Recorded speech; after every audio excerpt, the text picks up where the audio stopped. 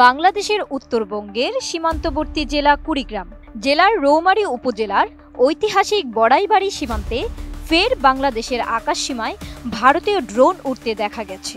গত ৩০ মে রাতে ওই সীমান্তে বাংলাদেশের ৫০০ মিটার অভ্যন্তরে ৪টি থেকে ৫টি ড্রোন উড়তে দেখা যায়।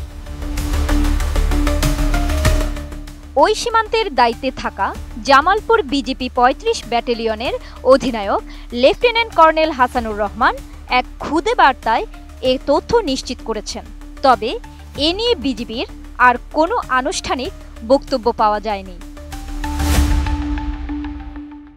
বিজিবি সূত্র জানায়, শুক্রবার রাত ৮:৩০ থেকে ৯:৩০ পর্যন্ত ৩০ মিনিট ধরে সীমান্তের আন্তর্জাতিক পিলার ১০৬৭ এর এক এর কাছে বাংলাদেশের ৫০০ মিটার অভ্যন্তরে ভারতীয় ড্রোন উড়তে দেখা যায়।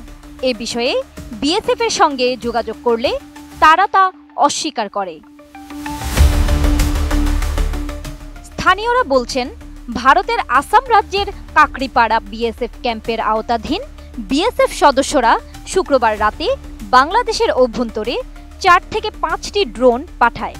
রৌমারী উপজেলার বড়াইবাড়ি ও বারোবান্ধা গ্রামের আকাশে এসব ড্রোন প্রায় আধা ঘন্টা ধরে অবস্থান করে।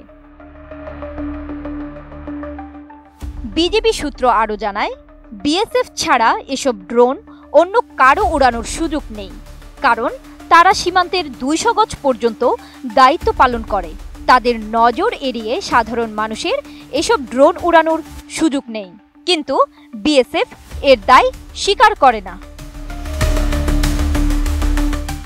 রৌমারী সদর ইউনিয়নের ৬ নম্বর ওয়ার্ড ইউপি সদস্য ফিরোজ মিয়া বলেন, ২৭ মে বড়াইবাড়ি সীমান্তের ১০৬৭ মেইন পিলার দিয়ে আসামের ১৪ জন ভারতীয় নাগরিককে বিএসএফ কর্তৃক পুশ ইন করার পর থেকে ভারত বিভিন্নভাবে বাংলাদেশে নজরদারি করার চেষ্টা করছে। সেদিনও তারা বাংলাদেশের সীমানায় ড্রোন পাঠিয়েছিল। ড্রোনগুলো বড়াইবাড়ির বিজিবি ক্যাম্পের কাছেও এসেছিল। ভারতের এমন আচরণের নিন্দা জানিয়ে রাষ্ট্রীয়ভাবে এর প্রতিকার চেয়েছেন ইউপি সদস্য।